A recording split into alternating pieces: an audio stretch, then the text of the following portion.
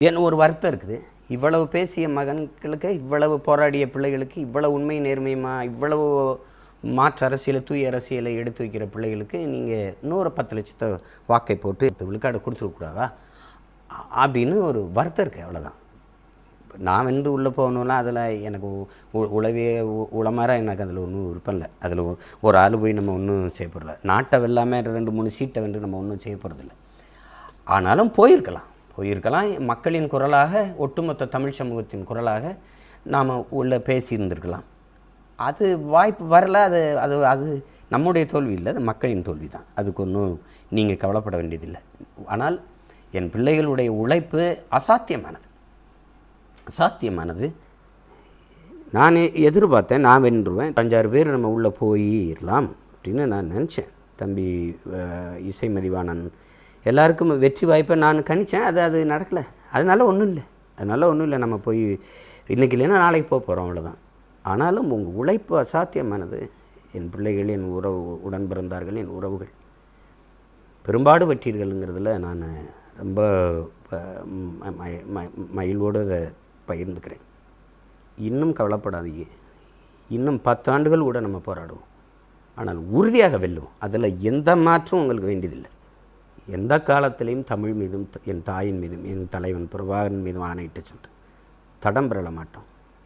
தன்னலத்திற்காக சமரசங்களை செய்ய மாட்டோம்.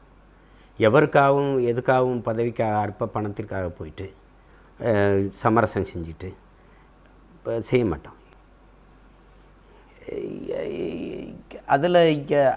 அதில் வந்து எந்த சமரசமும் எங்களுக்கு இல்லை, நமக்கு இல்லை. நம்ம அதை செய்ய போகிறது இல்லை. நமக்கு அப்படி ஒரு வெற்றி தேவையும் இல்லை. நம்ம முழுக்க மக்களை நம்புகிறோம். 100 விழுக்காடு நம்புகிறோம். மக்கள் நம்மளை நம்புகிற வரை ஐயா குணங்குடி கனிபா அவர்கள் வந்து அவர் விடுதலைக்காக நான் போராடினேன். அவர் விடுதலை பெற்று வந்த பிறகு என்னை வீட்டில் வந்து சந்தித்து ஒரு வார்த்தை சொன்னாங்க,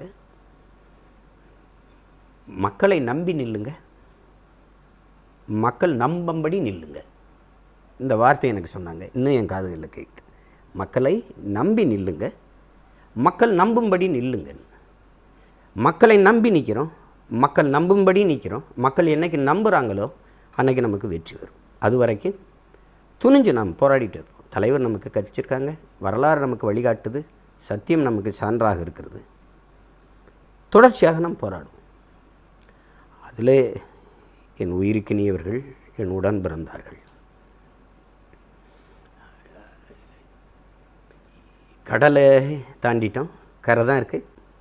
புரட்சியாளர் அண்ணல் அம்பேத்கர் சொல்கிறார் பாருங்க, நீ எந்த நோக்கத்தை கொண்டிருக்கிறியோ அதில் அசைக்க முடியாத நம்பிக்கை கொண்டு இருடாங்கிற.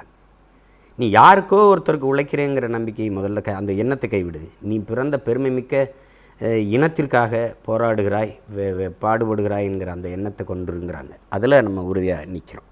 இப்போ அதில் என் அன்பிற்குரியவர்கள், என் அருமை உடன் பிறந்தார்கள்,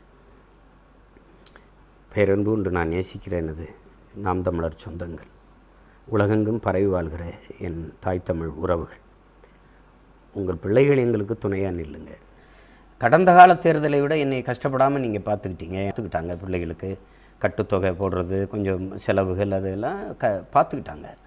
அப்புறம் பெரும்பாலான இன உணர்வு உள்ள பெருந்தகைகள் நம்மளை கஷ்டப்பட விடலை. இப்போ முந்தைய தேர்தலில் நம்ம சிரமப்பட்டோம்.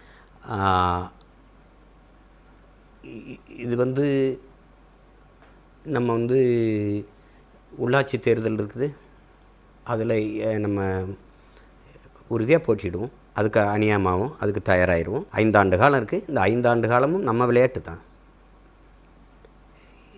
நாம் 3வது பெரிய கட்சின்னு நம்ம சொல்லிக்கல, தேர்தல் ஆணையம் தான் சொல்லுது நம்ம 3வது பெரிய கட்சி ஆகிட்டோன்ட்டு.